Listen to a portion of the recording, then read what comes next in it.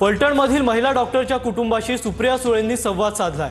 खचून जाऊ नका, मी तुमच्या सोबत आहे असं सुप्रिया सुळेंकडून पीडित कुटुंबांचं सांत्वन करण्यात आलंय। एसआयटी कडे तपास द्यावा पीडित कुटुंबाची सुळेंकडे मागणी करण्यात आली आहे। या प्रकरणी मी स्वतः मुख्यमंत्र्यांची भेट घेईन असं सुळेंनी आश्वासनही दिलंय।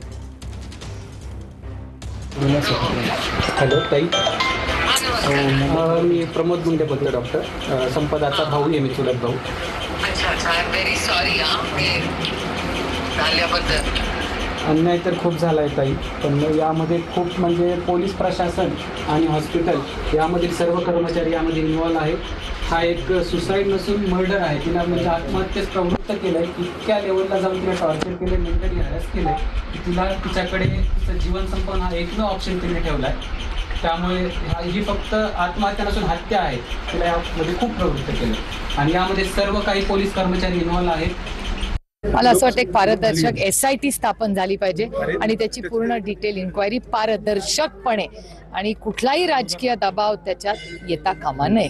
ज्या पद्धतीने आतापर्यंत कारवाई झाली आहे त्यात अजून नवीन नावं समोर येत आहेत, त्यांच्यावर कारवाई होईल असं तुम्हाला वाटतं? मला असं वाटतं एसआयटी स्थापन करावी आणि पारदर्शकपणे कुठलाही राजकीय दबाव न होता त्या मुलीला, ती महाराष्ट्राची लेक आहे, तिला न्याय मिळाला पाहिजे। बोगस मतदानाच्या विरोधात मुंबईमध्ये जो 1 नोव्हेंबरला मोर्चा